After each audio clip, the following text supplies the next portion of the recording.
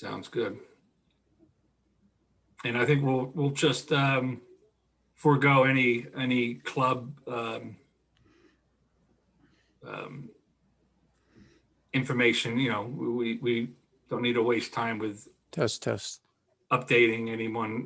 We can update anyone through emails. We can get right into the meeting, you know, if everybody's ready. Unless you have an announcement that you feel you want to find important, you want to express it tonight, you guys can do that if you want. I know, I guess, Jim, now that I say that, now that I give it a minute of thought, I guess we do want to sort of talk about the new website. Yeah, we can. Well, how much time do you have, Amy? What? How much time do I need? Yeah, well, I don't want to hold you up needlessly. It's a Friday night. The only thing I've got to do is edit a video for tomorrow. Okay, all right. We're Well, you know fine. what then? This will be the very end of what I'm going to present right now will be a good segue There you go. into our discussions. So let me share screen. Oh, Ron. Yes, Ron's coming in now. Yeah, Ron said he was going to be late. He had his granddaughter's birthday. Yep. Okay, so let's see. Hello, everybody. Hi, Ron. Hey, Ron, how you doing? All right. Do you have to send the birthday gift via Zoom as well? Yeah, we did Facebook Messenger, ended up doing that. Okay. What we have here is the new ASTRA website. It's been online now for a couple of days. We just really haven't announced it yet. This is going to be replacing the old one since we did have some issues with the old provider that really wasn't working out for us. So in discussions with John Rowe and myself, we've decided to go with a new site and revamp, the page that we have right now. So, this is the face page right now for astra-newjersey.com. And we do have a number of links, from the top, to the bottom of the page. From the home page, we can actually, go to our club Facebook page from two locations. Here, the traditional F for Facebook and then members Facebook. I won't jump there now because we're already familiar with it. And then we have our mission page, which just gives a very brief description about ourselves. And, the next is, meeting event info, talking about, what we do, when we go out, to either do a star party or, for the meeting and meeting locations. And, we can, jump right back to the home page. So it's fairly easy to move around. Club calendar will take us to the, the regular, Night Sky Network page, for our calendar. Let's see here. Then we have membership page. If people want to become a member, this will take you into a form that's attached within the our website. And then we have club contacts and links to the planetarium's Facebook page. As you'll notice here, we still have the newsletter editor position is listed as open.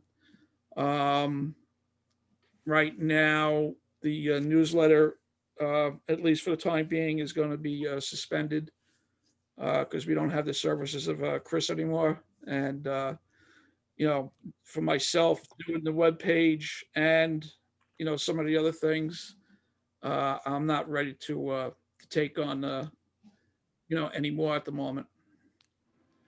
So going back to the home page, we do have links here, some of the tool links, night sky, this month, the NASA night sky planner, the astronomer's weather forecast. That should be familiar to everyone. And we have a link for the lunar telescopes. This still needs to get further updating, to add some more of the scope and adjust some of the descriptions on here. We're going to be putting in, who donated the telescopes, where it's warranted. And at the top of the page, oh, I dropped out of it, sorry. At the top of the page, there is a link to go to a video link page for telescope instructions. And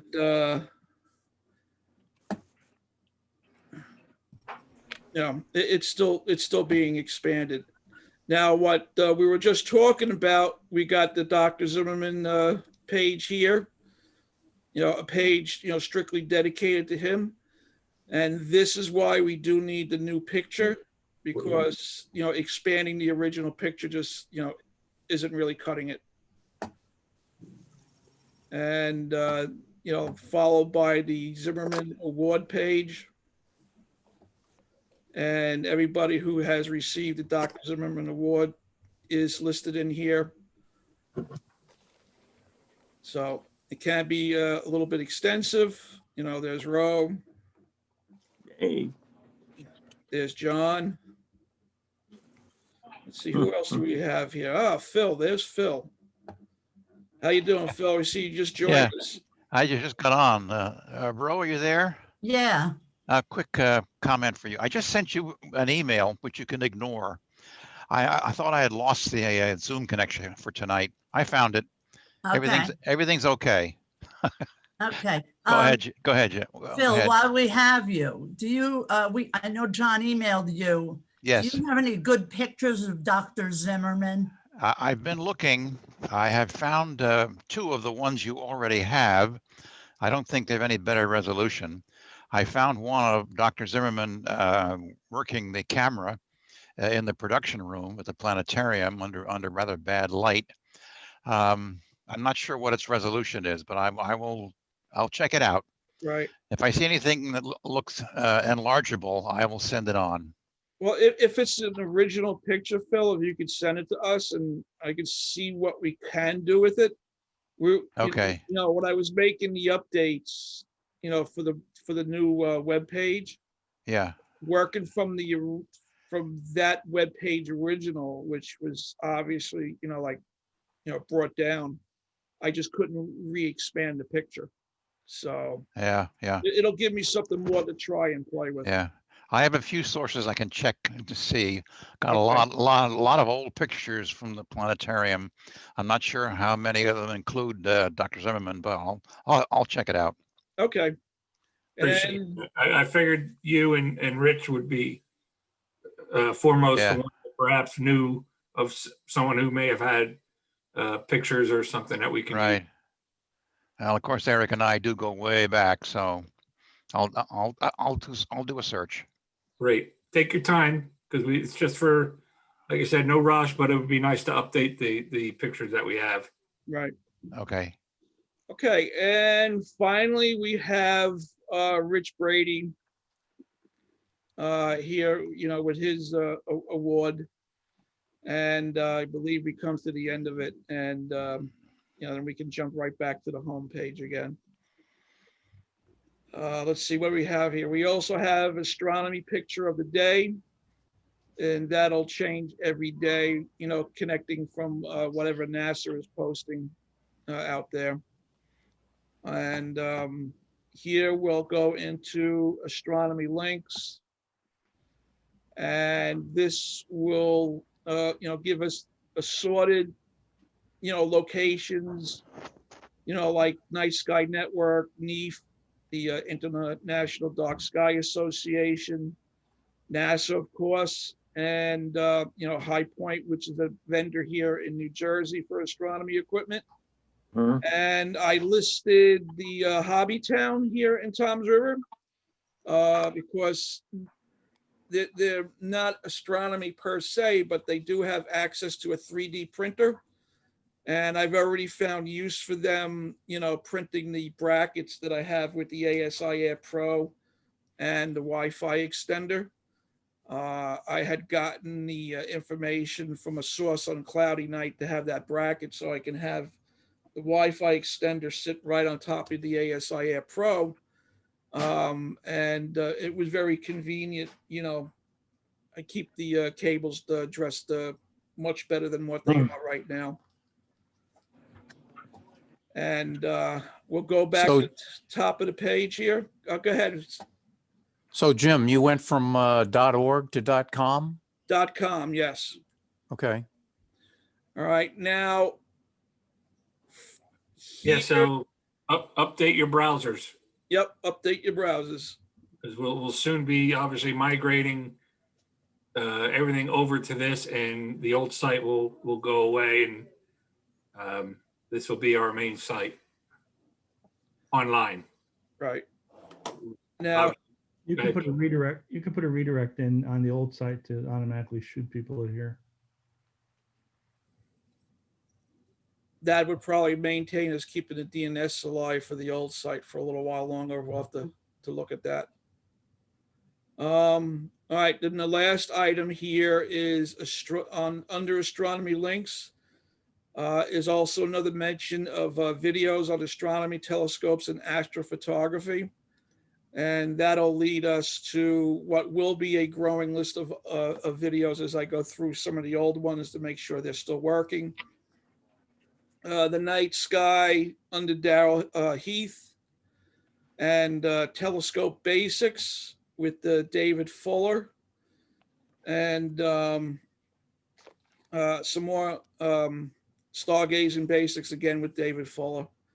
And currently the last one on the list is AmyAstro, Astrophotography with AmyAstro. Amy Little, who has this particular page, is our guest speaker for tonight. In my exploring on how to improve myself with astronomy and astrophotography, I came across this, one video on YouTube, and I really kind of liked, how it was going, how it was presented. And then I started going through some more of the videos that were on there. And I was like, oh, I'm going to have to subscribe to this person. And then, I seen the cats and I was like, oh, I really like this. And I ended up friend requesting her.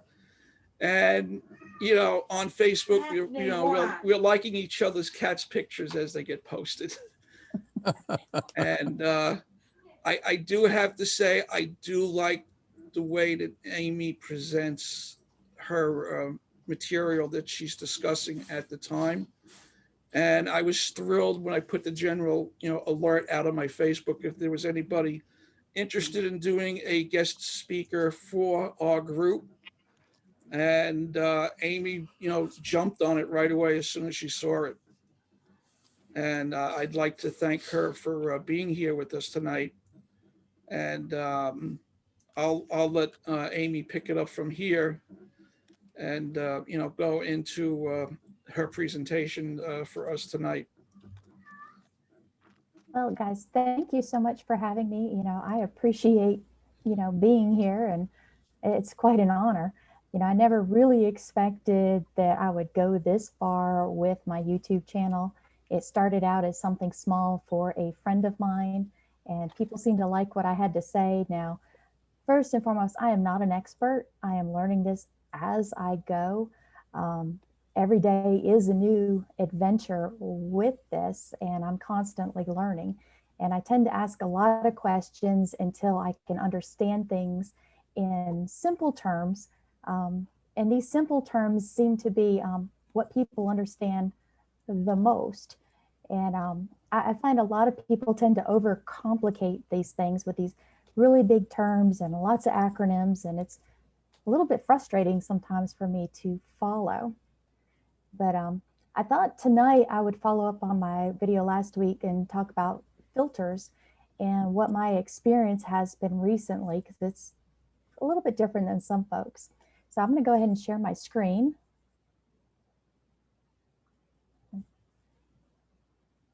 Let's see if it'll let me.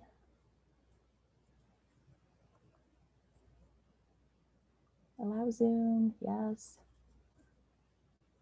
Of course, I have to do a systems preference thing.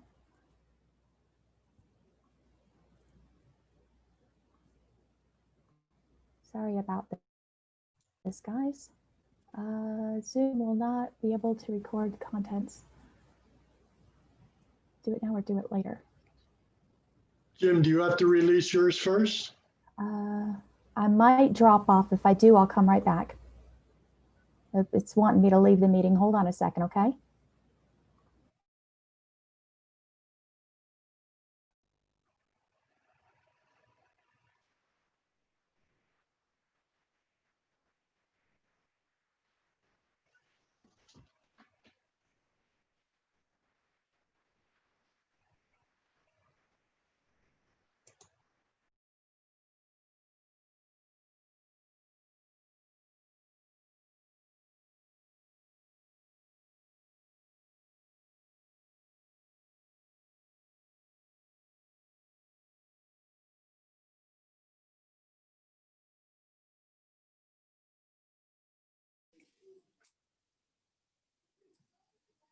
Hey, Ro, the woman that I think it was Kim that that messaged me this afternoon. She trying to get on. I just sent her the passcode and stuff again. So if you see her trying to log on, All right. Do you guys see my screen? yes, All right. Let's go to PowerPoint. Gotta love PowerPoint, right? there it goes. All right. Here we go. Okay. So what I wanted to talk to you guys tonight was about light pollution filters. I recently had to move. I sold my house and moved in with my mother-in-law so we could help her out, and currently shopping for a new house that will take and combine, you know, two families together essentially. But in the meantime, I'm in her house and I have this situation going on. I have stadium lights in the backyard, literally. It's a giant recreation park. It's new. It was built in the last 3 years. Up until then, that was a horse pasture. So it used to be beautiful dark skies here, and now I don't. Well, being a lover of the stars and setting up in my backyard and all that, 'cause I just can't travel as much as I used to right now. I was faced with, do I just put everything away for the next year until I find a new house? Or do I try something? Well, last week I decided to get off my lazy ass and, excuse me, and try something. I had a couple filters in my toolbox.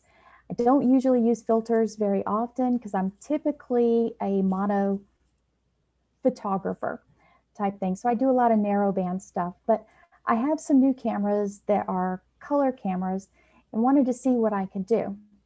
So what I did is I pulled out my two filters, and the first one was my ASTRA tri-band filter. And this one, according to the internet, was rated for severe light pollution. And I kind of felt I was in the severe light pollution area because I know just based on the Google Maps, I'm sitting right on the border of a Mortal 7. And I think that was done before those fancy lights went in, so I could be worse right now. But I gravitated towards this filter just wanting to see what it does. And its specialty is it does deep sky imaging and it likes emission nebulas. So this particular filter is really good about getting the HA and the oxygen 3 out to make those nebulas really pop. So I wanted to see what this would do for me. And my other filter that I owned was this Skytech L Pro Max. This one said it was for moderate light pollution. It was basically for Bortle 5 or less. It's really good for stars. It does good deep sky. It's not great for the hydrogen alpha type range, but the bonus of this filter, unlike the other one, it's rated for both galaxies and nebulas. So you can have this one in your camera all the time and just see what you can get. But it does a really good job about separating the stars from the background. It does do a little bit of HA enhancement, but not a whole lot. But this filter also works really good for one-shot color cameras and mono cameras. So it was a versatile filter, which was kind of cool. And they say for the mono cameras, you can use it as your luminosity filter if you wanted to. And this filter can be used for visual seeing.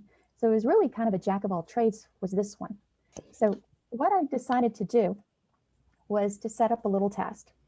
The night was not going to be ultimately ideal for imaging. I had 60% clouds, not 60% clouds. I had 60% moon that was out throughout my my shooting time. So I decided to set up a little test. I was going to take pictures of one target all on the same night, same camera, same telescope. The only thing I was going to swap out was my filters. I was going to take images with no filters, images with the L Pro Max filter, and then images with the tri-band filter. And I was going to process them as similar as I possibly could, which we know that's not easy because no two pictures ever come out the same, no matter how many times you edit them. But I decided to do this little test just to compare them and see what do they really do for me. And basically, am I screwed in this backyard and I just got to give up astrophotography for a year? So the gear that I used, it was my ZWO camera 183 color cool. I took 300-second exposures. I had a gain set of 139.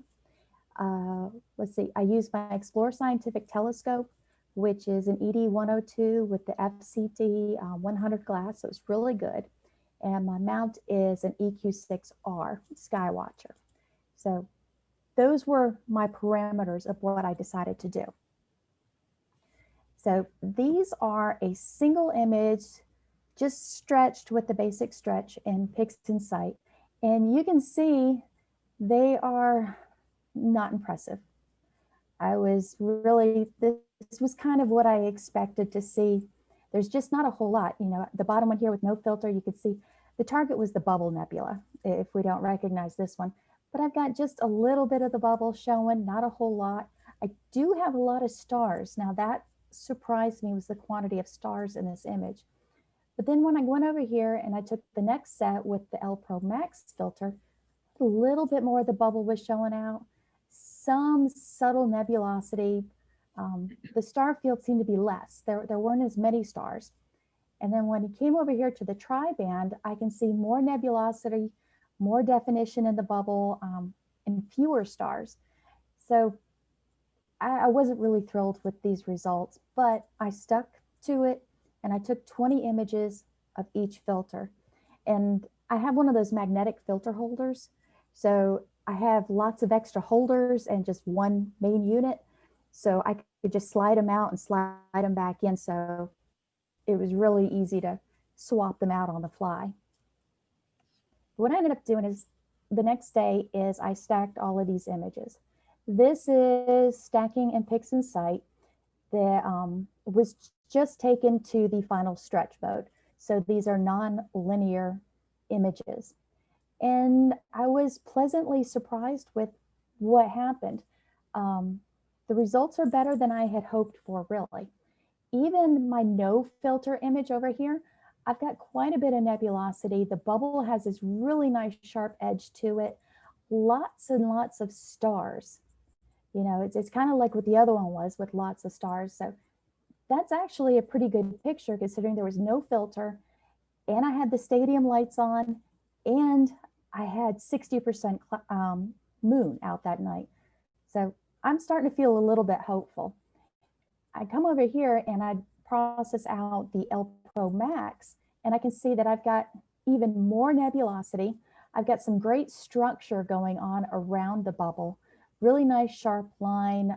It's got this cool yin and yang situation going on. The stars are fewer, but it's a great picture. Now, what I thought was interesting was if I look at the stars in each one of these pictures, they get progressively smaller. It's almost like they're not getting that reflection growth that a lot of stars do. But I come down here to the tri-band and I've got even more of this red punch. This nebulosity is actually extending all the way out to the edge of the image. The stars are tight, round, they look really great. And I've got around the bubble here a really sharp line that's over halfway, and I can almost see it across the top also. So I'm really happy with these results, and I decided to process each one. Let's just see where they take me. So we come over here, and this is my no filter image. This is processed in PixInsight. It's finished through Lightroom. And I was very, very surprised with this. I mean, I've actually got a lot of red nebulosity that was picked up with this no filter. I mean, considering they're 300 seconds, you know what? These aren't 300 seconds. These were 3-minute images. So we're 180 seconds. So totally lied on that one, but y'all get it. But I was surprised. Now I look at this star over here and he's got a lot of, blue, and he's fanned out quite a bit, but all these stars look really big. But when we go to the next image, this is what I got with the L Pro Max. More definition, more red. The glow is still around here, but I went from a blue glow to a turquoisey green glow, and that could be just with processing. But I thought this one turned out really good, and the stars are definitely tighter. Let's go back to the first one. Yeah, I managed to line them all up so you guys can really see. And then we'll go to the second one. You can just see the star blooming, which is just really neat. I didn't do any star reductions or anything like that, no fancy masks. So that was really neat. But let's look at the tri-band one. That's the tri-band one. And this is when I just said, wow, because the contrast that I have and the different variations of this red to orange going through here and these dark subtleties, and I've got these really dark pockets, and I was really surprised. I was actually quite ecstatic when I saw this because it meant I can shoot astro in this backyard. It's not the greatest conditions, but I can still get out there and have some fun. So I was really excited about that, And I'd love to hear what your opinions are on which one. I mean, everybody has a different flavor that they like, whether they like the no filter, the L Pro Max, or the tri-band. But either way, I got something, and that made me extremely, extremely happy that night. But I had one other picture that I took with the L Pro Max. This was a different night. I was at my old location, which was about Bodal 5. I also had 60% moon. And this image, I did the HDR effect in PixInsight. So it was 10-second exposure, 30-second exposure, and 1-minute exposure. And they were all blended together. And I just was really pleased with how I was able to get all of this detail out of this image. And that's with the L Pro Max. So this is where you guys can find me if you're curious. Stop by YouTube, by Facebook page, just say hi. I love talking to everyone. It's a great distraction while I'm supposed to be doing my job. Eventually they'll catch on and tell me to stop, but I love hearing from everybody. And if you have ideas of future videos, I will definitely consider it and do my best. And if I don't have the answer, I have a club that I hang out with regularly of guys that are a whole lot smarter than I am. I'm not the science person. I'm the photographer, and I walked into the club as a photographer. I opened my trunk and I said, guys, I bought all this stuff. I don't know what I bought. What do I do? And the guys actually dove in my trunk and had me set up in 10 minutes. And I was like, oh, that's where that goes. So yeah, I was that dumb blonde that first night, but I think I've made up for it since then. And they've kind of taken me under my wing. So I've got a lot of people behind me, which really, really helps. I love my club, truly do. But that's what I've got for you guys today. Are there any questions? Don't all yell at once, please. Okay. Amy, in Yes. any of this, have you done any visual observations under the light pollution? I have never done any visual on Astro. I don't even own a visual setup. Wow. I went straight into photography because I've always been a photographer. Okay. Where are you located, Amy? Augusta, Georgia, Okay. down south, right on the Carolina border. You're gonna get snow? No. I heard everybody down that way is getting snow. Yeah, my sister company in Greer, they got a little bit of a spitting of snow. I've had rain all day, and Oh, it's in the 30s, so it is kind of cold, but just rain. Amy, when the time does come for you to actually get another place again of your own, Uh-huh. are you gonna go into Deer Lick?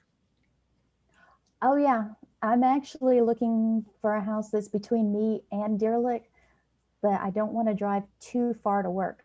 I'm lucky Gotcha. because Deer Lick's only about 40 minutes away from me. It's an easy drive. All right. If everybody's not aware of it, Deer Lick is we'll say a private village It's down an in Georgia, village. and it is a dedicated astronomy village. You got to be an astronomer or astrophotographer to actually get in there. What's really cool is 50% of the property has owners, and those owners all have houses or trailers or whatever they want, and observatories that I promise you are nicer than their houses, because some of them literally live in a van and they have these gorgeous, observatories. And the other half is for members to come use. They've set us up with power, concrete pads, a pavilion, gas grill, bathrooms, full with showers. It's a great place. It's my home away from home. And up until recently, I was out there almost every weekend, setting up a tent and setting up my gear and just being social. I love it there. You guys really should come down and visit sometime. Oh, it's definitely on my bucket list. It sounds like a neat place to take a trip to, especially if you can camp out. Oh yeah, and in October of every year, we have the Peach State Stargaze, which is a big astronomy event. And we get a couple hundred people that stop by, and it's a really fun week. Lots and lots of people. And when is that normally held? It's normally in October. Yeah, this year we didn't officially have it. We a group of us decided to go anyways, and we called it the non-Peach State's Peach State. And we kind of illegally squatted, I guess you could say. We're members, so it don't matter. And we had our own star party. Amy, what kind of software are you using to capture? I use mostly Sequence Generator Pro. I'm an automated person. I like things that I can program and set up to run. I'm the lazy person who will set up their telescope, plan my session out, and leave my scope on in park, or not in park, and I'll go to bed. And 2 hours later, it will wake up, it will scroll to its part of the sky, and it will plate solve and start taking pictures. And when I wake up in the morning, it's back in park. So That's I'm nice. I'm a little lazy about that. And Sequence Generator is about the only program I found in my price range that does all that for me. Yeah, I'm using the ASI Air Pro, so Okay. yeah, it's easy enough. Right, right. And then he goes and watches the football game. Yeah, then there I you go go. watch the football game. We got to have our priorities. Or you do like Jim and I do. We send Sam out into the cold and we just sit on Zoom and watch what he's doing. Right. There you go. There you go. And say, oh, by the way, send me the data. Jim, do you have those pictures from the other night to show? I was That's gonna, right. I was gonna present that after we were done here with this segment. There. How about I stop sharing and you guys can do what you want to hook up to? Okay, anybody else have any questions for Amy? I'm here all night, so Okay. just ask Tim? away. Tim, how are you doing? Is everything coming in okay for you where you're at? Yeah, everything was great. Thank you.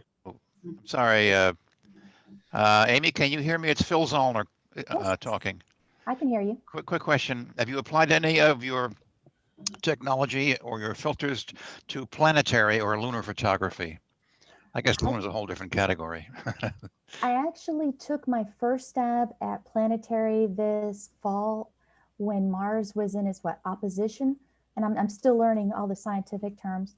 I kind of had a fail on that. I found out that the telescope that I had purchased secondhand was out of collimation.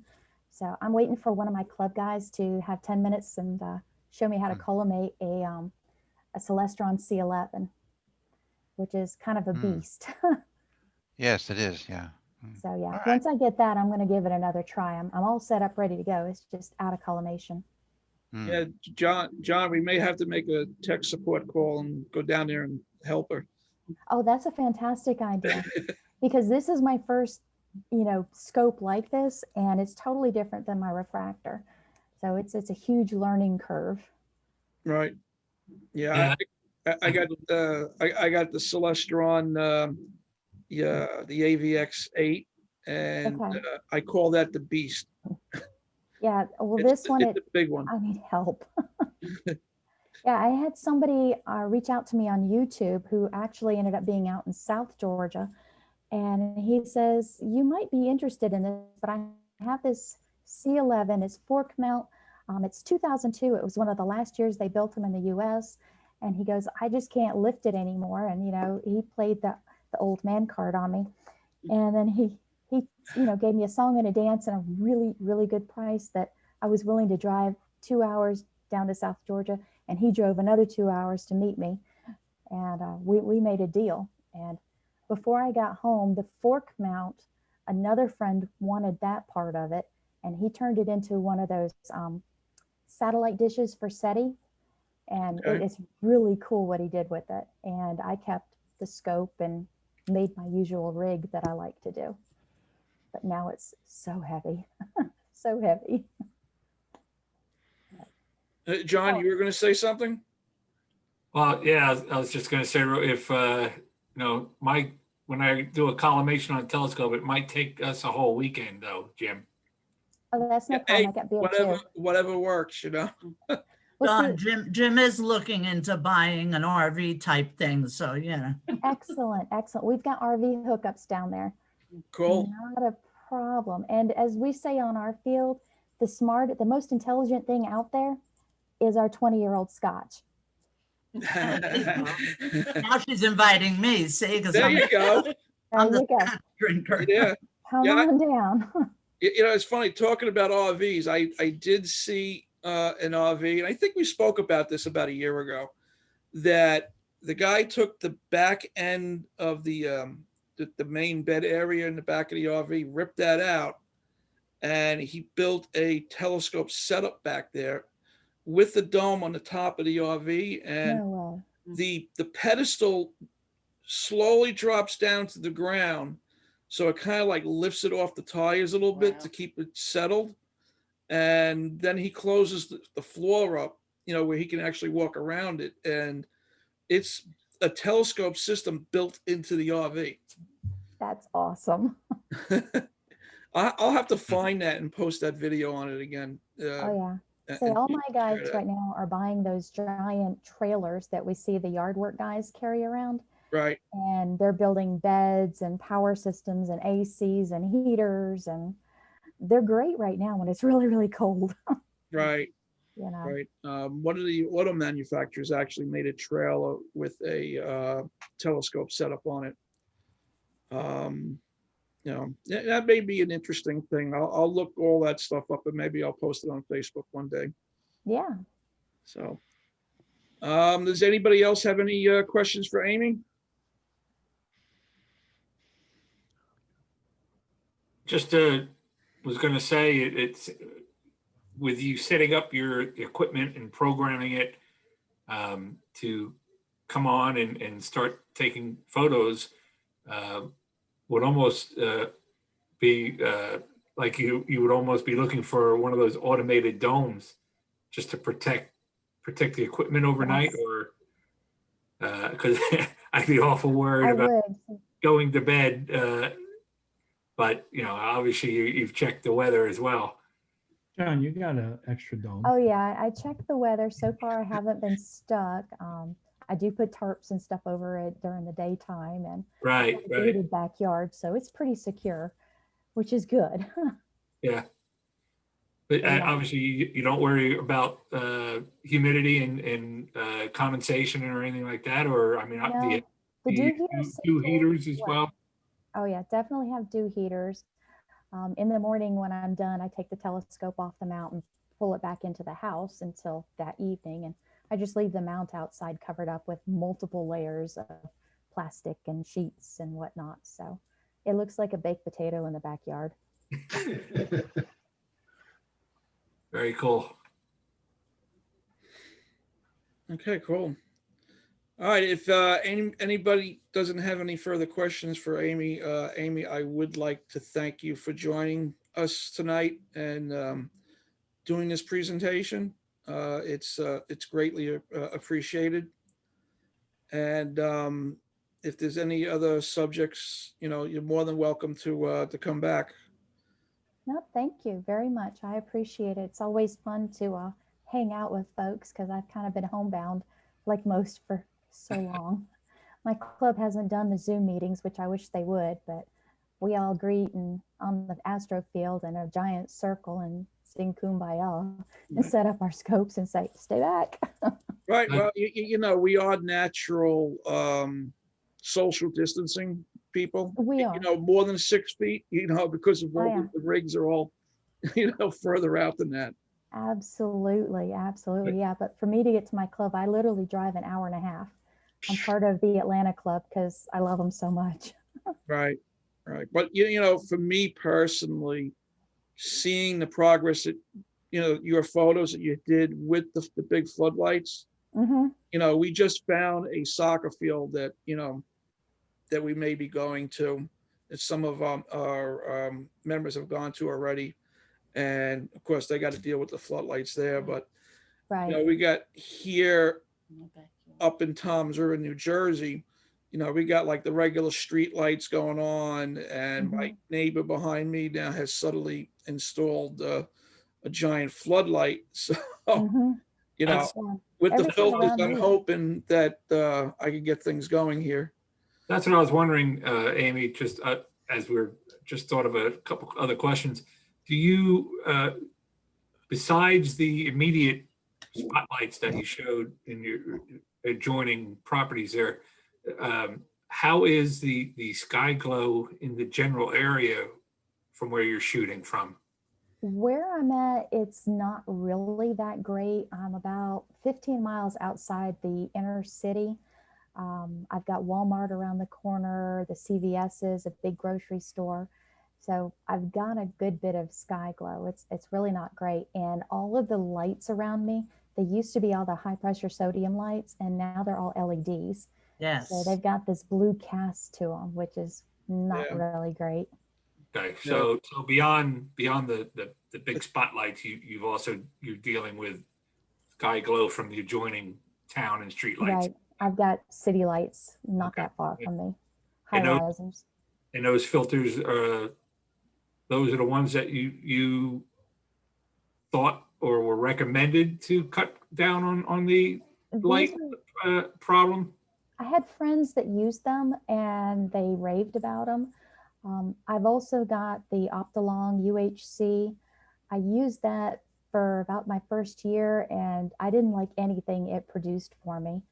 I bought the L Enhance, but I haven't used that a whole lot. I need to give it a try too, but the ones the club guys were telling me were the StarTech L Pro Max and the Altair Tri-Band. Now they've also got a quad band with their series, but that's for the lower light pollution areas. And that's why I went with the tri-band. No. I get the AJ and the oxygen. I don't get any sulfur with it, but that's okay. You know, sulfur's red. So it's just what I had in my toolbox. And I'm one of those, I don't know, dangerous spenders. People tell me they like something and I go try it.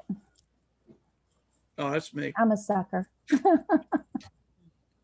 Well, you definitely showed that with those 3 images how it, you know, enhanced and gave you the results. I mean, like you said, to just do those quick 3-minute exposures and to pull out all that detail. I was surprised. Yeah. I mean, those are just 20 images. And I typically take 50 to 60 images minimum, you know, but I'm typically a mono person. But Yeah. I tried, you know, I just don't have a lot of time right now to do the mono, but I still want to get out there and have some fun. So I thought I'd try the color for right now. Sure. Amy, when did you first get into this? How long I'm ago? sorry? When did you first start doing astrophotography? 2017 with the eclipse got me hooked. I had bought myself one of those Sky Adventurer, the Ioptron one, the Sky Trackers. And when the eclipse was over, I had this piece of equipment and I had no clue what to do with it. And one of my buddies was big into astronomy. And he informed me that, you know, with your telephoto lens and your Nikon, you can get Andromeda. And I was like, do what? And I had no clue. Oh, Philip, I didn't even know what Andromeda was. I know, I'm sorry, guys. I just did not know. Right. So we went out to this field out in Lincolnton, which is a really dark spot here. It's all farmland and lots of deer. They scare the crap out of you in the middle of the night because they walk up to you. But he showed me how to star walk and get onto Andromeda with my Nikon on the back. And I snapped it, and that's all it took. I was so happy and so excited. And then I got home and I looked at it. It's like, this picture kind of looks like crap. How can I make it better? So that night I get online, I watch YouTube, I see Trevor on Astro Backyard. He's got a Williams optic, and it just took off from there. It was dangerous. That was probably October, September timeframe. By November, I had my first mount, my first telescope, and by December, I had my first Astro camera. So I don't mess around. I spend. Cool. Yeah, Amy, the Andromeda picture that I have on my Facebook page that I did with that collage with the my banner, that Andromeda was done with a Canon D80 with a Samyang 135 lens. That's amazing. Yeah, I also only shoot with a DSLR, and I have a UHF filter. I've been wanting to get an L enhance because I hear some nice things about that, you know, for nebula and stuff like that. And I have an HA filter. I use flip-ons for the Canon. I gotcha. And I have an HA. I haven't even taken it out of the box yet. So, you know, I'm getting tired of the UHC because it's not. I think there could be more, you know. Oh yeah, I wasn't happy with my UHC. Yeah, but I heard so much good things about the L enhanced, so that's probably what I'm gonna get next. Sure. Because I have a ZWO 224 MC, and for deep sky, I'm not even gonna try it because I'm gonna wait for a cool camera eventually. But I have no problems using the DSLR. Anybody else? Just it was just a comment that I thought of. It's funny that you say, you know, you were a photographer and not really an astronomer and starting out, and you just, you know, were using cameras. And then I just, no disrespect, but I was thinking, well, that's odd. Why wouldn't you be an astronomer and then, you know, move into astrophotography?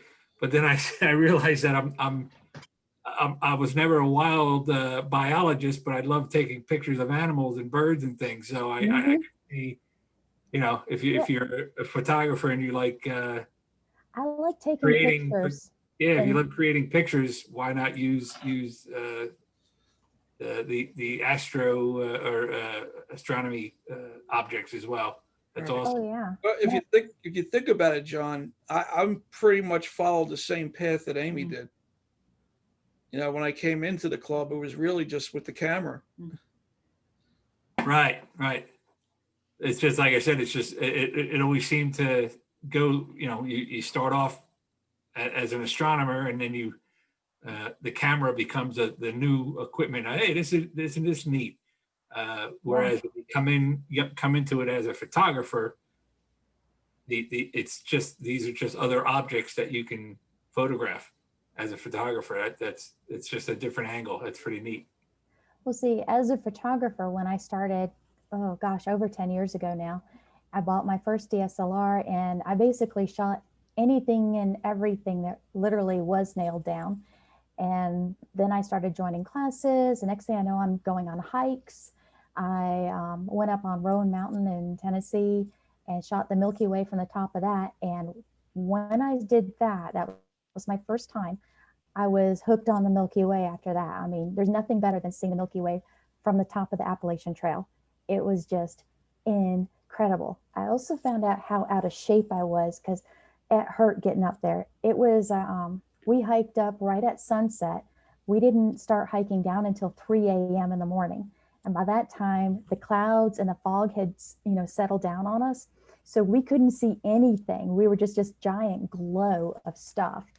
But I get hooked on one type of photography, and then once I master it, I go to the next type and the next type. So I've shot everything. So the stars were just a natural thing for me to progress to. Cool. They don't yell at me like people do when I don't make them look pretty. Uh-oh.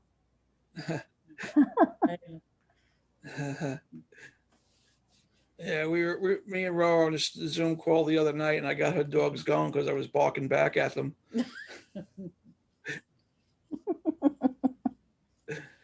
Okay. Anybody else got anything for Amy? Okay. Since I did use the web page, the video link for AmyAstro, again, which is her YouTube channel. Does anybody have any questions in reference to the web page? Being that we had started from there. Okay. I say, Jim, do you dare invite people to give you sort of critiques on what they like, dislike, what they think should be on, what shouldn't be on? I don't want to have everybody inundate you with suggestions, but if that's something. Suggestions are acceptable if we want to make this work for all of us. I was going to say, I was going to let you put that out there. I wouldn't want to volunteer you to. No, I'm fine. I got big shoulders. Well, as big as I can get them. Jim, you before the website, that was a custom site, and now you've gone to Squarespace. Squarespace, yes. You're using a template to do it, or I am using all their templates. The intention is for me to do it in Squarespace and with their templates. I didn't want to approach this that if you had to be like a certified webmaster. Mhm. What I want to do with this is that when I get this thing settled down, I'm going to be making a job aid for maintaining this web page, which is something I kind of like do, with my job. I got to have a job aid for everything, where, like applications and computers and network designs. I want to have that job aid out there if, like, at some point in life, I may have to back away from it. At least someone else will have the ability to look at this and not have to be like a programmer, in order to try to maintain this, keep it as simple as possible. Will this stay on Squarespace forever? Maybe not. In a couple of years, we may decide we may need to move on from it, just like we did with the older web page we had. It's to me, it served its purpose. but then we started having some problems with it, and looking at it, you know, we figured, you know, it was time to move on and do something else. And I took it upon myself to, you know, look at this and design this and, you know, put it together for the club. So if there is things that you would think should be tweaked or changed, let me know. And I'll look at it to see if I do have the ability to make the change, because they do work from certain, you know, template designs that they do have. Sometimes you make a change on one item, it changes the entire, you know, website design, and then you got to go backtrack and try to fix it. If there's other things that you would like to see in there, let me know. Lucy, unmute yourself. My mom just found on the calendar for the Zoom tonight, it said all of the Zooms it says Astra Monthly Virtual Zoo. It said zoo? Yeah. Let me take a look at that. There you go. It's the ever spell check strikes again. Right, well, then I'll add to that, because there's the astronomer's forecast. You need an E in there. Oh, okay. Well, it's my Brooklyn way of spelling, so I'll have The to other day, I was picking at all his spellings, so I didn't want to say We're being that literally, Lucy did. Well, at least I took out all the you guys, you know. yeah, and we are literally in the transition of still moving a lot of the information that's on the old site over. Right. But yes, if there is corrections that are needed, let me know. And Lucy, I do appreciate that. Thanks. Hey, Jim, can I help you out with the Squarespace thing real quick? Yeah, sure. I just want to let you guys know, I use Squarespace also. I am not a web person. I have never made a website in my life, and it was incredibly easy. In fact, I had it up and running in a couple hours. So if anybody wants to help you, don't be afraid, because if I can do it, anybody can do it.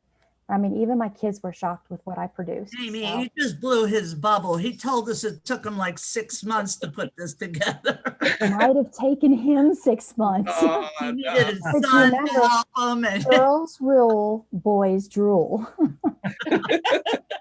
who do you think runs this club, huh? Exactly. I know who sent me the email. Lucy and I, right, Lucy? Girls rule. That's right. There you go. Well, it's funny that when the website, obviously, the website has, I'm trying to think when it went on online was probably, I'd say 15 years ago or more. And, you know, before that, there was no, it was really not even, the use of email at that point was still not even, a lot of people used email.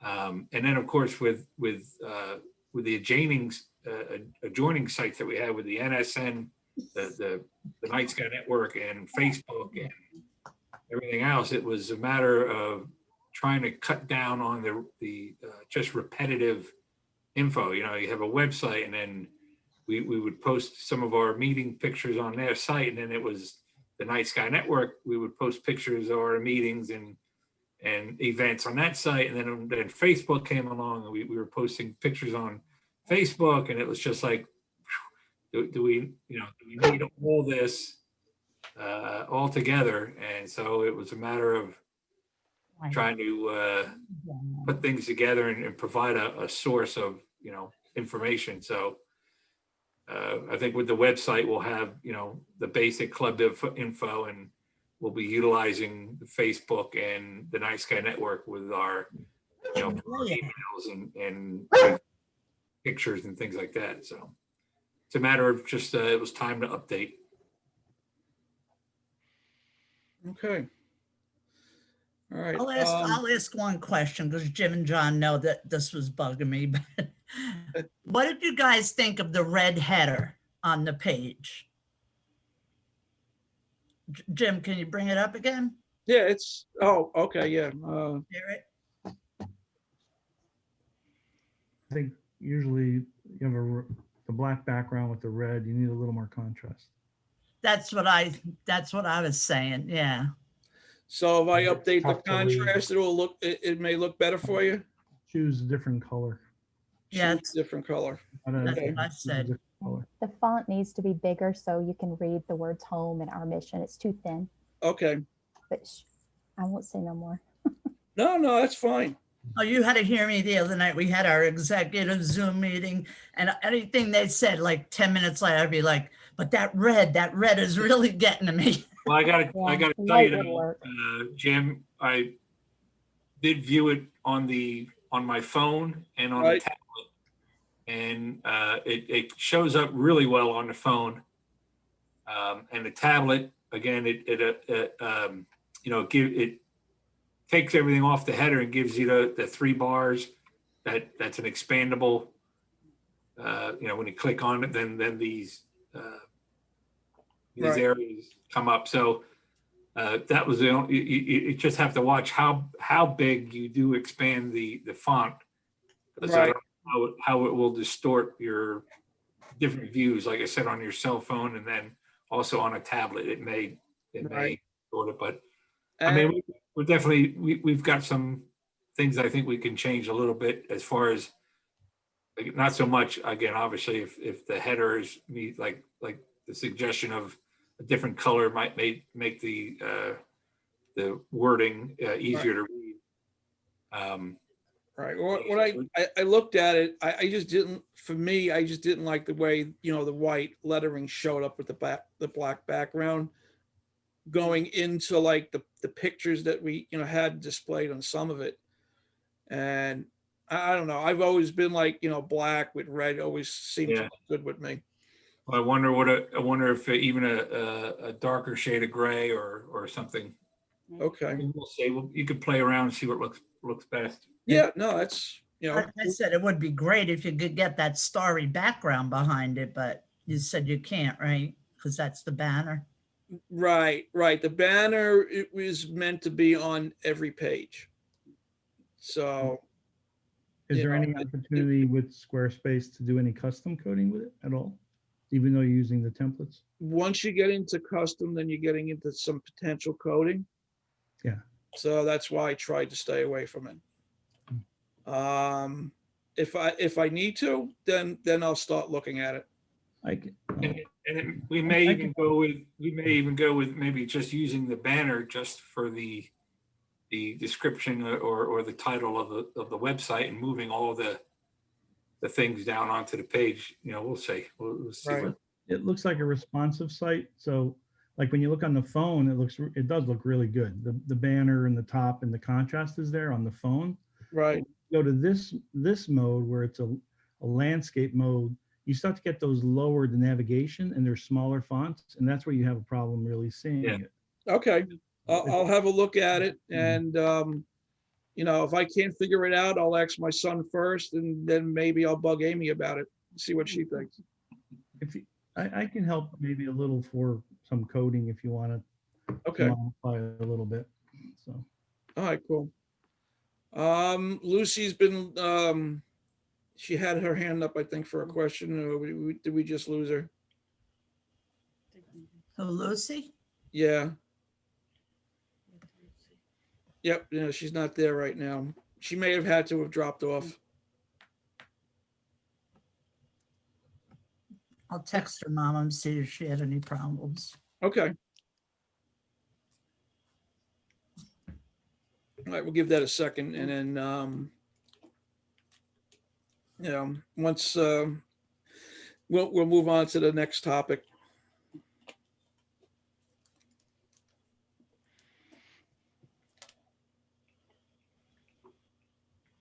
Sam, do you want me to present this next thing we're going to talk about? I think we can kind of talk about it together. Like Okay. you can talk about like whatever you want to say, and I can talk about what I have to do on my end. Sure. They said Lucy had a computer issue, but I'm not seeing her waiting to come back in. Do you guys? She may be restarting right now. No, I don't see her trying to log in yet. So I'll Yeah. keep an eye out. If she had to do a reboot, Yeah, she's saying she's in the waiting room, but I don't see her in the waiting room. Let me see. Yeah. You may have to reshare the link to her if she's going after the wrong link. I will tell you, just before I was getting ready to get on this call, I was in a forced mode Windows update where I couldn't back out of it anymore. So I had to reboot everything and reset everything back up for tonight's call. Not showing us in the waiting room. Use the link that I sent you. All right, we'll wait a minute, see if she can get back on.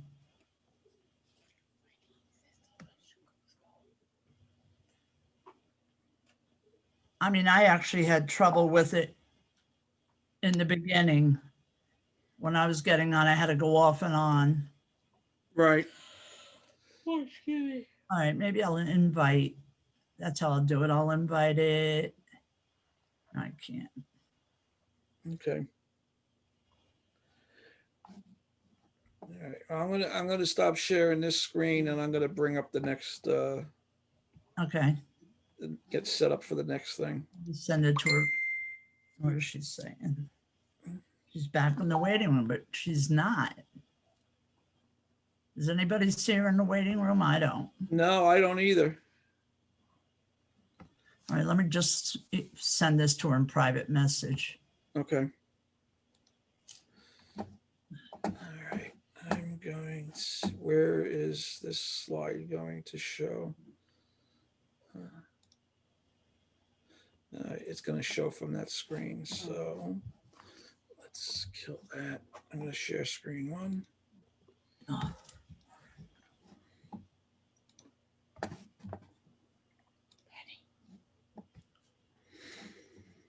Copy invitation.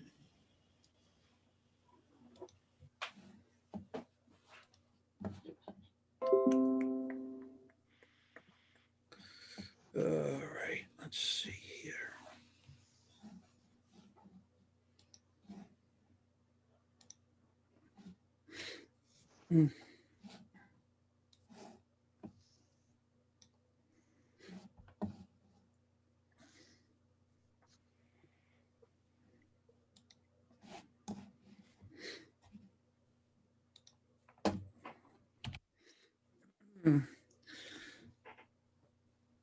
Any luck, Ro?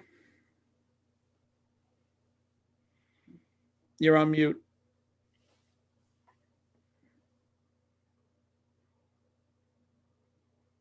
All I see is the asterisk. Okay. All right. What? Just sent her the link again, so I don't know. Wait, we'll wait. Okay. I don't know why she's getting, I'm copying the link from this and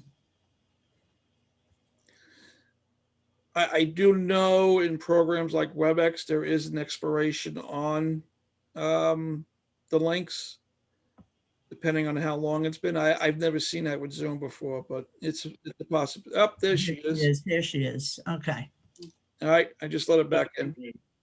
No, you didn't. I did. Oh, okay. It's a race. Welcome back, Lucy. Hey, Lucy. Where'd you go, Lucy?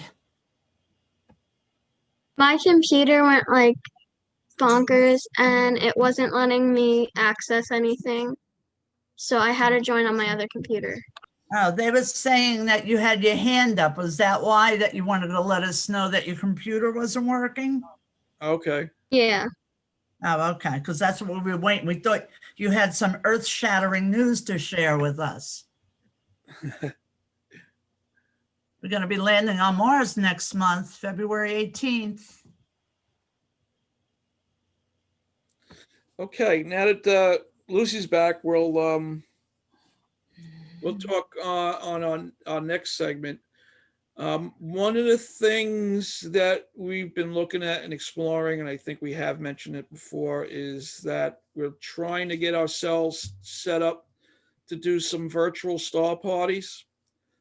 And Sam has been working with us, and Sam has been actually doing the heavy lifting, setting up his telescope with his camera gear, so we can, send, what he's, bring it up in his telescope out on the web. So like in a scenario we have like right now, that we can actually, do a star party in a Zoom session. And, not knowing how long the COVID situation is going to keep us locked out of Island Beach State Park and Jake's Branch, this is right now the next best option. So I have a couple of slides here that we have worked on based on the information gathered, from me recording the sessions with Sam as we were doing the testing, for the virtual star party. And I'll show that here, but I will put it out there that if anybody who has the capability, of doing a virtual session, with the members, let me know and we can try, testing it. If you have any questions on setting up, Sam has already done it already, so I will consider him the SME for it, and we'll have Sam answer those questions, and hopefully we could get maybe one or two other members where we can go from like Sam or to someone else, during the sessions, and in between have like Starry Night or whatever, going in as a filler, while we're setting up. We getting one more person in here? Okay. I didn't get anything. Okay. No, it's all right. So I'm going to move on, and Jim, when you're asking for volunteers, that's people with cameras, right? it's going to have to be people with cameras. Yeah, because you can't, unfortunately, you can't do a virtual, with the eyepieces. Well, I just wanted to clarify that. Right, right. I do have the Revolution camera set up that I have to actually, try testing out. I just haven't had the capability of doing that yet. So hopefully I will be able to soon. So I'm going to go through the slides right now. And, Sam has been working with the Sky Guider Pro as well. And, we've had various members on some of these tests. Ro's been on, John has been on with this, and Ron as well.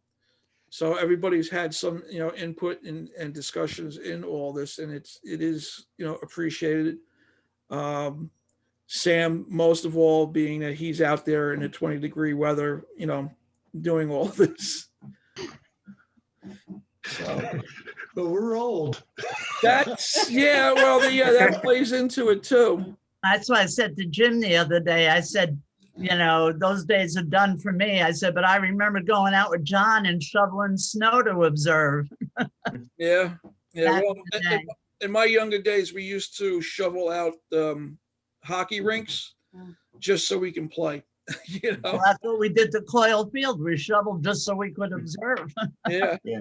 For that first test a few weeks ago, I had to shovel my backyard. I had to shovel a few paths. Okay. That's why in my design for my future observatory, I have to make sure it's big enough to hold my lounge chair in it. Yes. So I could lean back and take a break for a few hours while I'm observing. Okay. This would be the typical setup with the ASI Air Pro. Not all the pieces, I don't think, Sam, we're using in this case, because I don't think you're not using the off-axis guiders, right, Sam? No. Okay. I'm just using a regular guide scope. Right. You're not using an iPad either, right? No, I'm using just using my laptop with an app called BlueStacks. It's an Android emulator for Windows.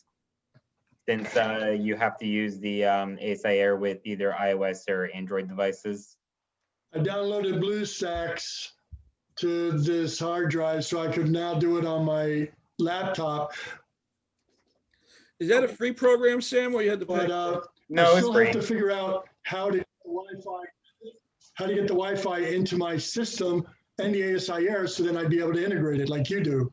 Oh, so what I did is I connect my laptop to the ASI Air's Wi-Fi, Okay. and then I run a long Ethernet cable from my laptop into my house, and that's how I have internet connection. But I Okay, think I'm pretty sure there is a way where you can connect the ASI Air to your home Wi-Fi or to your home Ethernet, and then when your laptop connects to the ASI Air through Wi-Fi, then it also has the internet. okay. Yeah, because I need to figure out where I'm going to run the external Wi-Fi into the laptop or the ASI Air, What I'll do is the cable. I'll talk to my son Matt, since he is a security specialist that deals with things like that, and see what he can come up with for us on that. This way we don't have to run the long cable, like Sam did.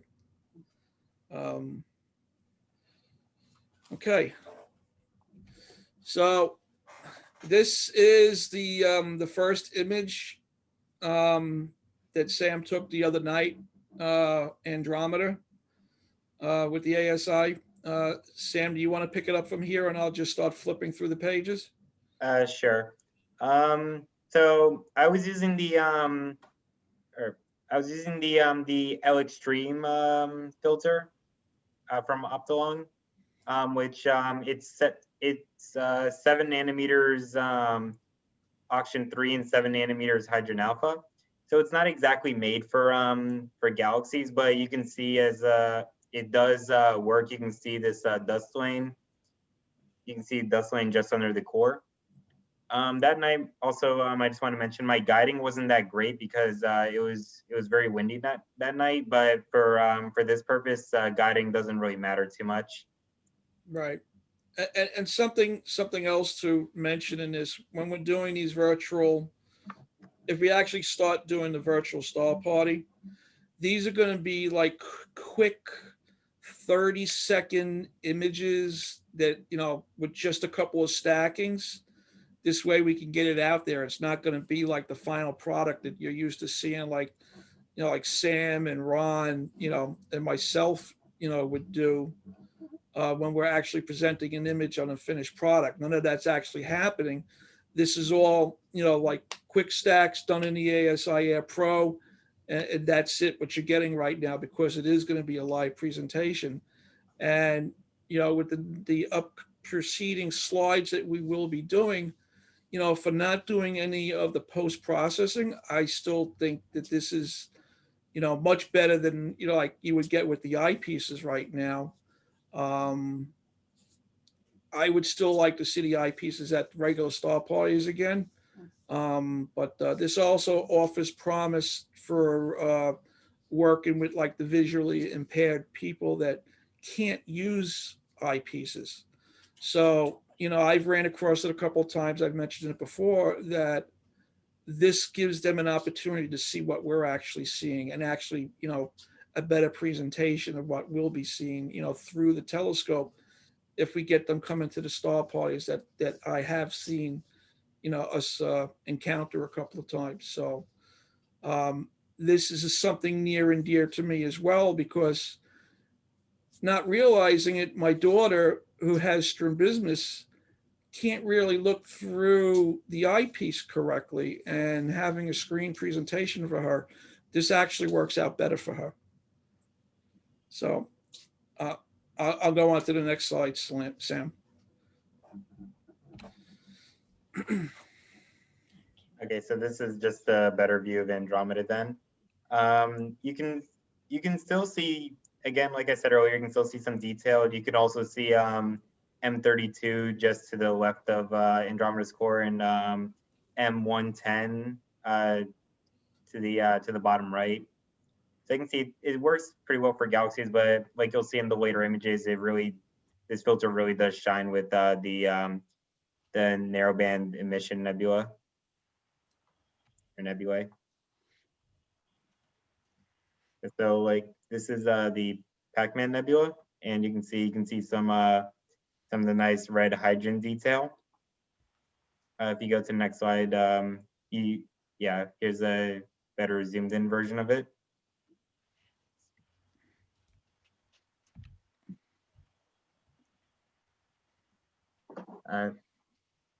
Oh, okay. So this is the heart. You can see it better if you go into the next slide. And I chose to test it on this object because I thought this would be a nice object to do in February for if we do anything around Valentine's Day. I'm not sure if we're actually going to do a virtual star party by then, but even on these dimmer objects, it does work reasonably well. And I decided to try it on a star cluster. This is the double cluster. And I switched from using 30-second exposures to 10-second exposures since you don't have to bring out the nebulosity. And it works fairly well.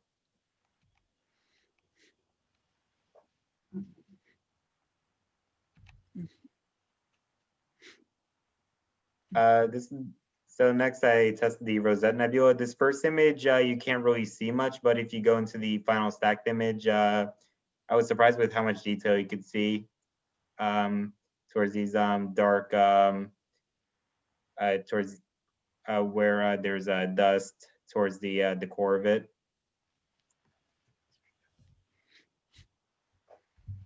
And finally, we did the horse head and the flame nebula, and then I decided to call it a night. It was getting really cold.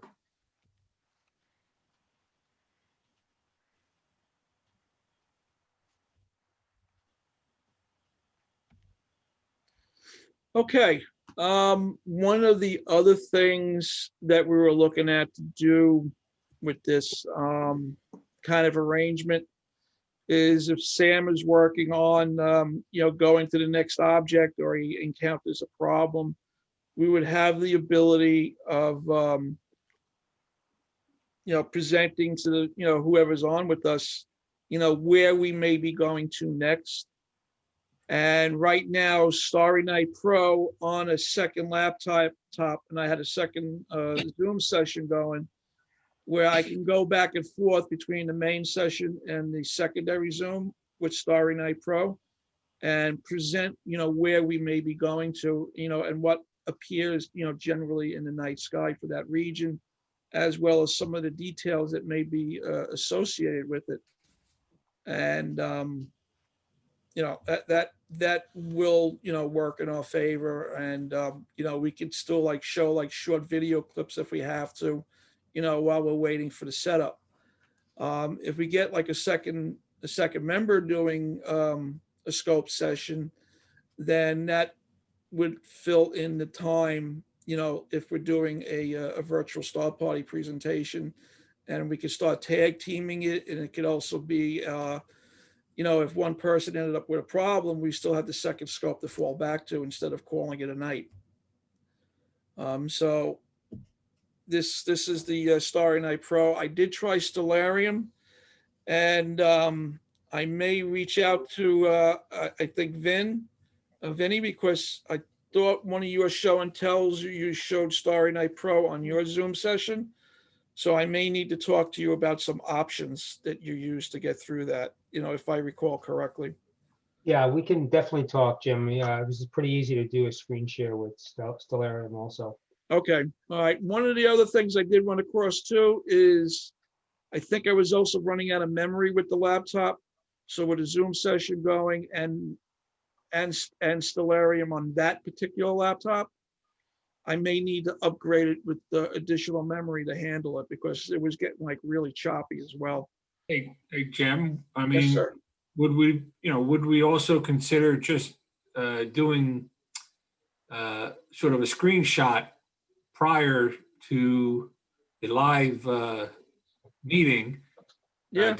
Doing a screenshot of the sky area where the object is located at, using that as a reference. Yes. Yeah. Well, that's having, like you're saying, all the programs running.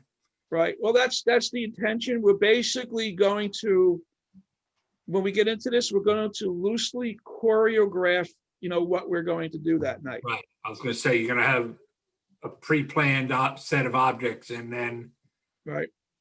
you can have those screenshotted pages, showing the location of the objects in, on whatever program you're using, Story Night or whatever.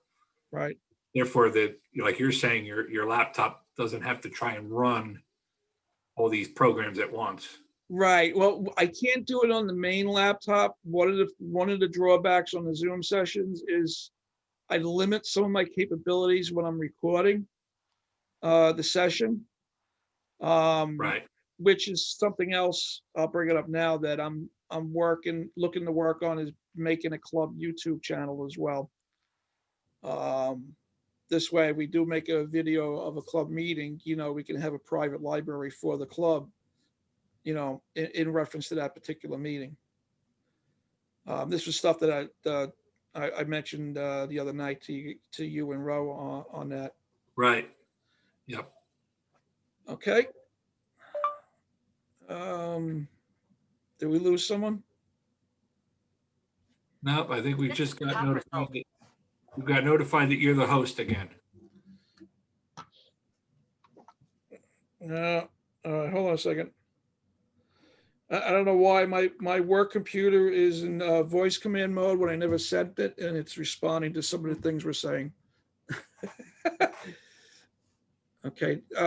Did we lose Ro? Yeah, I think so. Yeah. Okay. All right. Okay. Going on to the next slide. This is I'll say a block diagram of the big scheme of things, depending on, how we're working at the time. Live feed section was pretty much, Sam. And, secondary session was me using the Starry Night Pro going to the laptop, we'll say the control. And then going out through Wi-Fi and the internet for the individual Zoom channels, across social media. And depending, how well this goes to us, we may be able to present this to, the planetarium people and see if they would want to hook up with us on this and do a joint session. But I wouldn't suggest that yet until after we actually get, 1 or 2 virtual star parties under our own belt and work out the kinks. Another item that we've also looked at, we briefly test part of it, was doing a on-site presentation with a projector onto a screen. So that's another option. Ro had the projector, John had the screen. That we tested that out a couple of months ago, and I recently got a projector from that was on sale at ShopRite during the Christmas time. So it does have some capabilities that I want to try out here locally, so I can play with it, and just so I can get through the testing phase, and just so we can say, yeah, we got one more item that we can do. In fact, that screen may actually work out for us in a projector, that if we have one of the things like I've talked about is us doing that dark sky presentation, and let that kind of like run on the screen, when we're doing some star parties. And, last but not least, on the next slide, we did have a little bit of help. They didn't want to be named, that they were helping us, but I did capture them on the slide, on the last slide to, introduce them.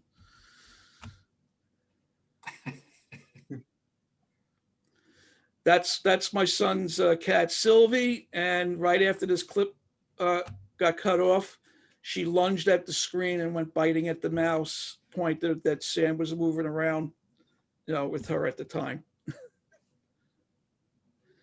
And that's all I got for this presentation. So I'm going to stop sharing. Does anybody have any questions on the virtual star party setup?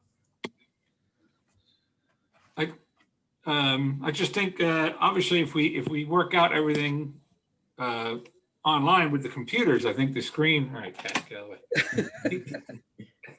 I think the screen, you know, whatever shows up on the computer screen is simply projected. So, you know, working out the kinks and getting it on the computer, I think is, and then projecting onto the screen, I don't think is going to be a big issue. Okay. So I'm waiting for John to get whipped right now. yeah, she's eyeing me up. She's ready. You come up here. Okay. Anybody else? Anything on the website, the virtual star party? I just want to say something. I realized I forgot to mention kind of the time scale between images. It took me about anywhere from 2 to 5 minutes to smooth to the next object. And then it took about 5 or maybe 10 minutes to collect enough data for the object where the picture had enough detail. All right. Thanks, Sam. Anyone else? Okay. I guess, John, you want to go on to the other club business at this point? Well, I think we covered pretty much what we're looking at. I think we also discussed perhaps trying to set up a PayPal account so people can update their dues and perhaps, you know, make donations or whatever to our club through PayPal. Another innovation over the years. You know, we're still only accepting checks or cash. It would be nice to be able to give people the option of re-upping and making a donation to our club right to a PayPal account. And that's it pretty much. You know, we're transitioning into this Zoom meetings and things like that. I think we're doing pretty well on that. So hopefully we'll maintain some of our members as we get back into the year. So I really don't have do we have any, am I missing anything else that we need to? Well, it is the beginning of the year, and we are looking for people to, you know, volunteer for doing, you know, future presentations. So if you got something that you want to share out to the membership, let John Rowe or myself know, and you know, we can work on getting that set up. And Yeah, I mean, let us, along those lines, it really worked out nice with sort of the you know, show and tell type of thing. You know, so if anybody's, you know, got a unique or whatever equipment they have, they'd like to do a 10-15 minute talk about the equipment that they use. That was very interesting as a topic for, you know, discussion. So please volunteer if you'd like to, you know, in our future meetings coming up, if anyone wants to talk about the equipment that they use. We'd all be interested, I'm sure. And dues are due, but everybody I think that's here is paid, so. Yeah. all right. Okay. And so obviously, as far as the visual, getting out into the field and getting out into the public again, we're sort of obviously on hold on that. We haven't had any, I don't believe, nobody's, it's still, I mean, it's just the beginning of the year, so I don't believe any of our normal, usual contacts have spoke about or made any plans for this year as far as events. You got to remember, for the spring, I had to have it back in September. So in September, we was still, you know, basically on quarantine.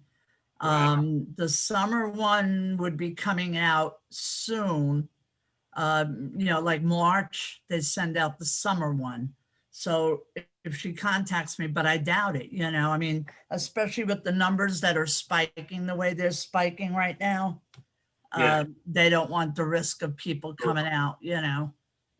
The only thing we had talked about, if we could figure out a park or somewhere where we could meet in the warmer months just to have our meeting.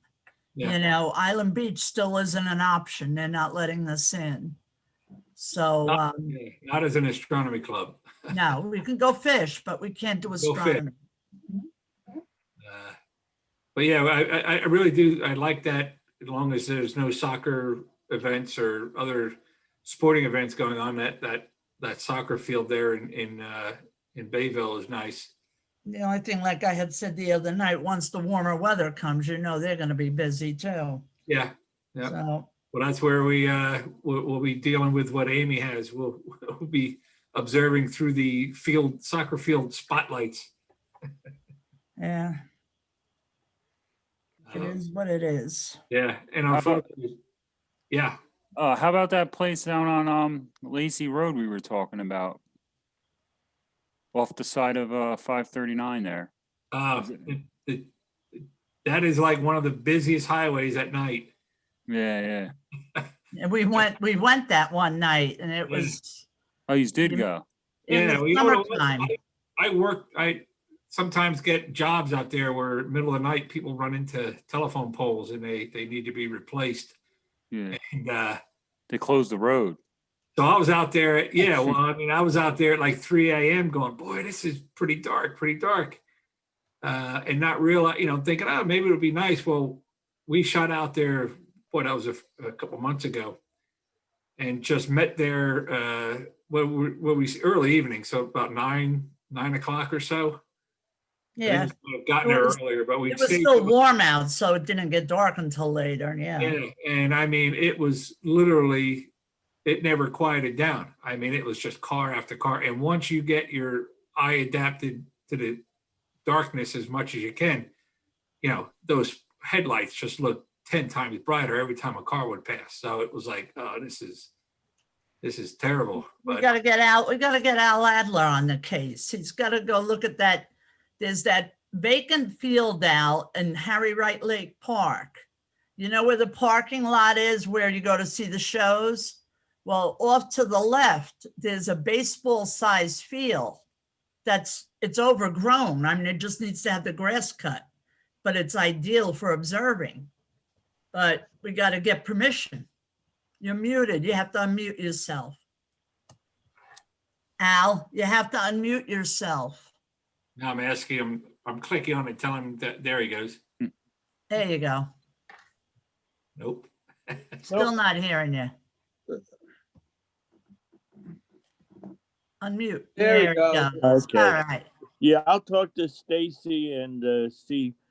She's the head of recreation, and I'll see what we can do. Yeah, because that place is ideal. Vic and I went and looked at it after I talked to you at the concerts. Vic and I went out there and we waited till dark. We walked in before it got dark, and I mean, it's just it's like Coyle Field, but it's surrounded by trees, but there's enough of a sky view that makes it really dark and nice. So, but I mean, because we're running out of options right now. I'll get in touch with her and see what we can do. Tell her that we have. I would volunteer to maintain the growth of the grass. Okay. Nobody have to do anything. You got a rider? Well, you said it's near the baseball field, or it's like a baseball field area? No, it looks like if you go on Google Maps, it looks like it was supposed to be a baseball field or something. Let me see if I can find it real quick. And it's just overgrown, I mean, it would be ideal. Let's see, Google Earth. Let's see, I'm almost in the area. Whiting Recycling. I gotta look for Harry Wright Lake. Lucy has a question. Go ahead, Lucy. She says she thinks she has a. Oh no, that's not what I was gonna Oh, say. okay. My mom said that you could try Jones Road Soccer Field, where the circus used to go in Forked River. On Jones Road? The circus used to go there. Yeah, I know that field. It's kind of behind, oh, I'm trying to think what that. It's a big field there. I've seen It's that. behind the Captain's Inn. Yes. Yep. It, Al? Yeah. Here it is.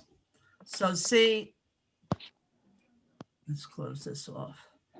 Here's the parking lot over here where you go to the concerts. Here's the concert right here. Right. So if you walk all the way down to here, there's a road you can drive in, but this is all overgrown. See what I mean by the shape of it? It looks like a stingray, actually. I lost you. I've got a low power. I'm sorry, my battery is running low. Oh, I'm sorry. Can you email me the information, please, bro? All right. I would appreciate it. All right, Al. And I will get on it as soon as I get the information. I will get on it for you. Okay. Yeah, for Amy and Tim's information, the two parks that we primarily do our star parties or private events are closed to us right now because of COVID. Mm-hmm. And, we've ended up in a situation where, like in Island Beach State Park, the fishermen can get in there at night, but not us. So we're like doing a scramble right now, trying to find, a suitable place for us to go to. The area where we live in, is a little bit more congested. So it's a little bit difficult trying to find, the right location.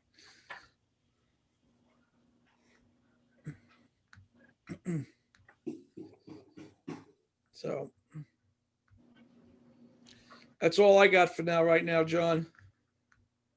yeah, I'm just, It's almost sad because like Island Beach, we got so used to going there, and we still don't understand why we can't go there, but it's because of our permit saying group permit.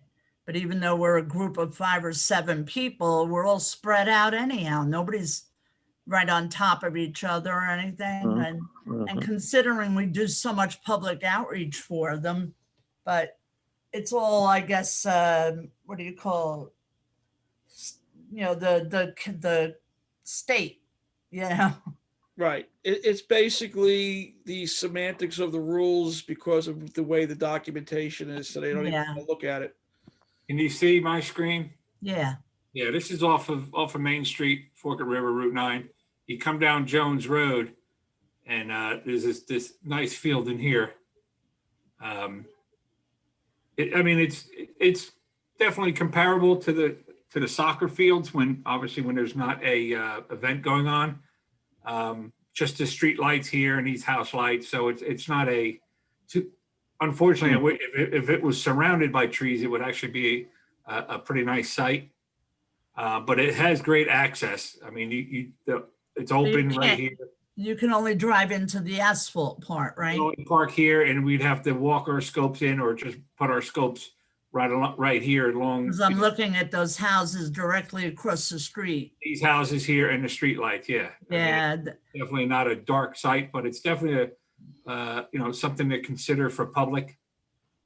If we just wanted to say, hey, non-officially, we're gonna get together here, and that's the only thing we have to watch when we don't have permission to utilize public parks and things like that.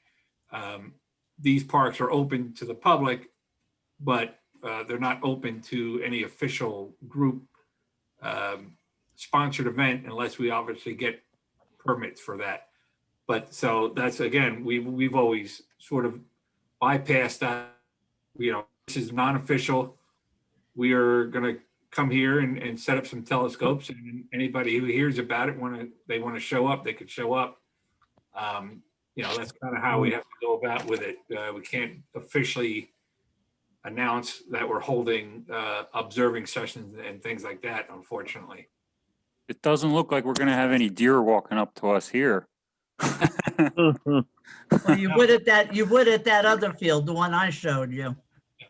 Because that's in the middle of the pinelands there. Or see the beady eyes of the coyotes staring at you from the woods. That was back at Coyle Field. Remember that? Yeah. Coyle Field, you had them howling right around us. Oh.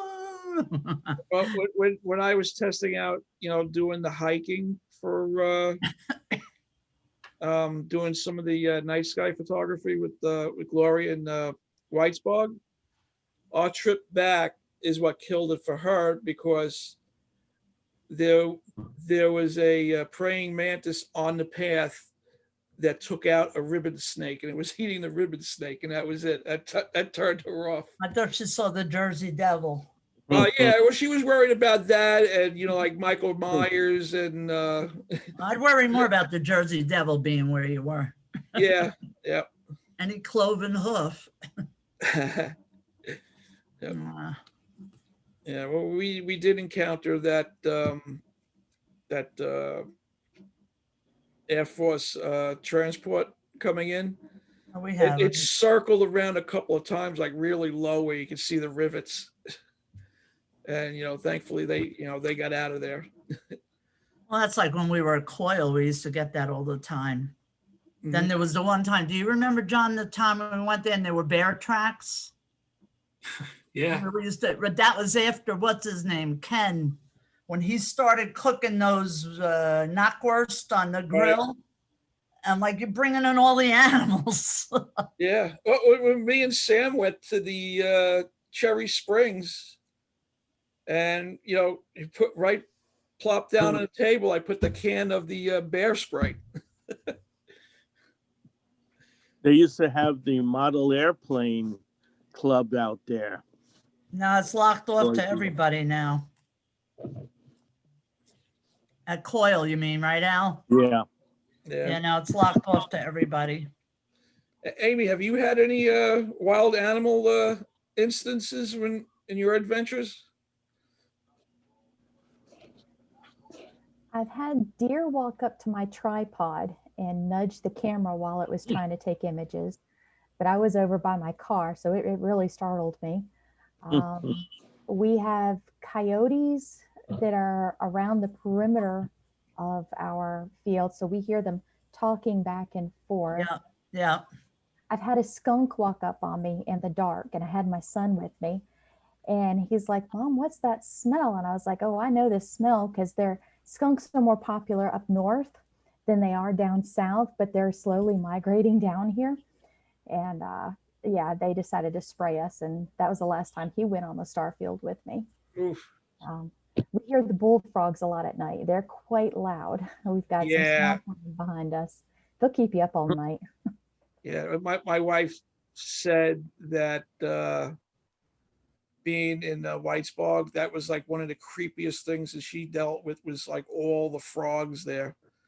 Whitesbog is a location that also has the cranberry fields, so you got to be careful like what area you walk into, because it's a food production area too.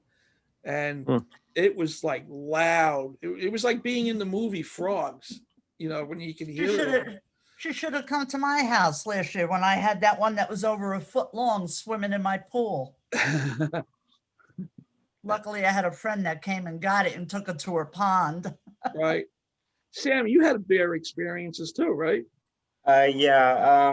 I think this was 2 or 3 years ago. My dad has a winter house in Pennsylvania in Poconos, and I was setting up and at the bottom of his driveway.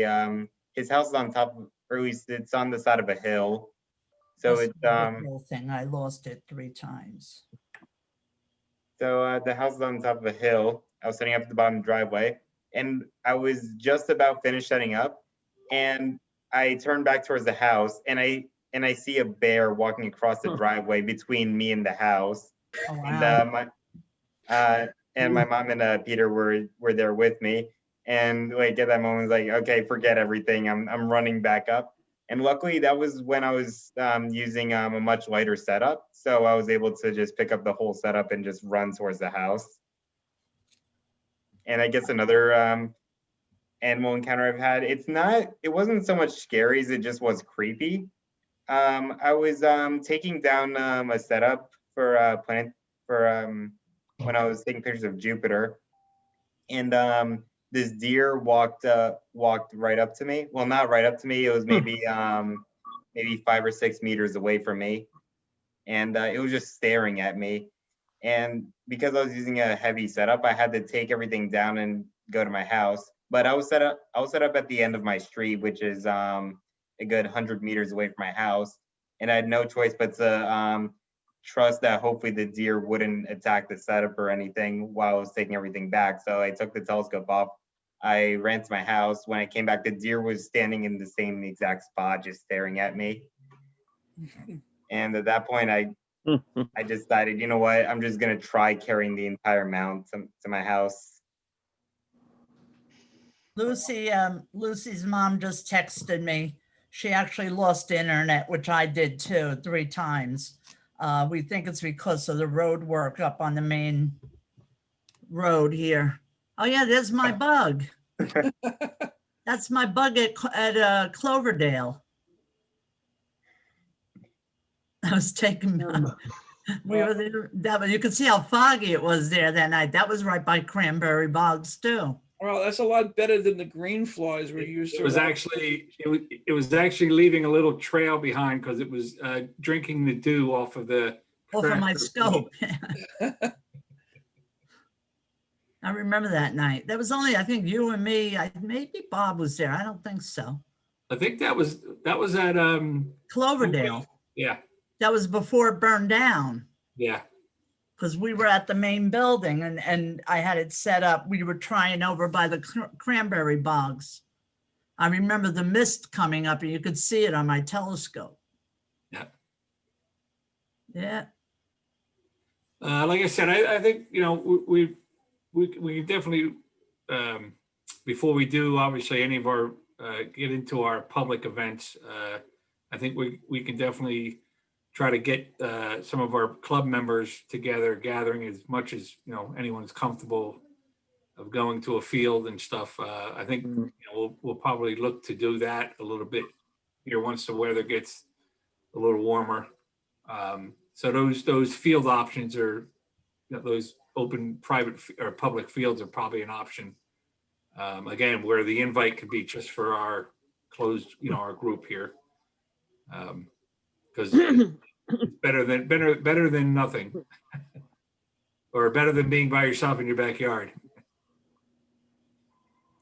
Lucy said she's thinking of doing a talk on women in astrophysics. She'll let us know. Very cool. So that'll be a nice thing. And then we always have this guy. Let's see if I can find him. There he is. My old friend, Alcor. He used to go to every star party with us till he crashed his head against my tripod in the car. Can I jump in and just kind of think about like an invitation? I'm not sure about club-wide, but would you consider a like a private residence for like a garden tour? We'll just have you could have a star tour. And what I mean specifically is I've got a soccer field with no lights. It's not down by Eastern, but it's off of Station Road in Bayville. He knows where it is. It's right behind by my house. Yeah, John delivered a scope, and I have a gate at the fence to, you know, that connects to the soccer field. And I don't think I can host, you know, I wouldn't, it would have to just be club members, but I would invite you to my backyard And then if we needed an extra room or maybe more people willing to set up, it might be able to migrate right onto the field. But I wouldn't be comfortable inviting the public out there. No, right. And that's where, like I said, we're not, even as a, right, everything would be private in-house. And even, again, you can do it specifically to, just the members that you're familiar with, Yeah. And I mean, honestly, Dave, I mean, somebody like myself, I could not carry my telescope out there. There's no way, because it's too heavy, and to go through your yard into the back. I mean, even if we parked out in the front end of the soccer field, Right. And tried to bring it in, that's heavy equipment, like we're all saying, we're getting older. We're not dragging, we're so used to setting up out of our cars, Well, if there's a particular sky event that you're anticipating, I'd be happy to host you and to help you here, club-wide, and see what the sky, how much room I have. I do have a couple very large flower beds. So I'm thinking there'd be enough socially distant spots for at least 4 setups. And if that's not enough, maybe the overflow, the soccer field in the back could handle some overflow. But I'll just put that out and then let you think about it and respond for a particular event or something else. But like Rosemary says, there is actually a parking lot connected to the soccer field too. Similar, John, to that Google image that you just brought up. Right. But it's nice. It really is secluded. Do they still have the light on the tower though? No, there are some ground lights on the They treatment. used to have a light shining up on the tower. No. There's some cell phone antennas that have a couple little LEDs lights, multicolored. There's a building adjacent to the opposite side of the soccer field. There's a treatment plant for water, and that has a number of floodlights. But I'm much lower. My yard, the topography drops off and slopes down, so the soccer field's kind of elevated from my yard. And I don't find them too distracting. That's where I've been shooting, and just doing naked eye watching too. But so, that's appreciated. That's a good, that's a nice invite, and we can definitely, see what, like you're saying, if we know there's going to be a nice night and people are interested and you're interested in inviting, again, this is all, private and amongst members who you feel that you'd want to invite, and it doesn't have to go out to the entire membership. But again, it's not a club function, and if people that are interested, or that's kind of what we we're at the point of doing it now. Even when we would make excursions to Island Beach or places like that, they would it wasn't a club function as to where we would need to send out an invite to everyone. It was just a few members getting together and setting up and doing some observing. So there's 2 sides to this. Again, the sort of private in someone's backyard, you feel comfortable with inviting a few people, that that's completely up to you. And then there's the other sites where we're trying to be more inclusive to the members and say, hey, if you don't need to bring a telescope, and we're going to be there, and you want to show up, you can join us. And that's even with all that, that's still one step below getting back to our public events, but one step at a time. But it's better, like you said, it's definitely a nice gesture and definitely worth considering, especially since we haven't been able to do much of anything. So yep, appreciate it. I'll keep it open. Yep. Okay, I'd like to point out that Amy did have to drop off. She had Yes. somewhere else to go to Yep. at this time. But yeah, Jim, obviously, send her a thank you. That was awesome. Appreciate her giving her time and showing us Will do. the her presentation. It was awesome. So, all right. Do we have anything else? I think we're just about finishing up here. That's kind of where we stand. That was good. It's nice seeing everyone getting together here with the Zoom. Again, if anybody has anything they're interested in talking about, especially a piece of equipment that they're using and or just an old piece of equipment that they're familiar with and they want to explain, because I'm sure everybody's got something that they're using that maybe someone else here has never seen or is unfamiliar with. We definitely would like to hear from you, and if you want to set up take some time for our next Zoom meeting. Oh, she Give us 15 minutes, 20 minutes, half hour, however long you need. Even if it's again sort of an open general discussion on telescope equipment. I think that everybody finds that stuff interesting, so let us know. So I guess with that, Jim and Ro and everyone, I guess we can finish up unless anybody's got any last minute stuff. We will sign off. Good meeting, everybody. All right, guys. Yep. Good to see Thank you. everybody. Good night. Good night. We'll Good all night, everyone. talk to you all later.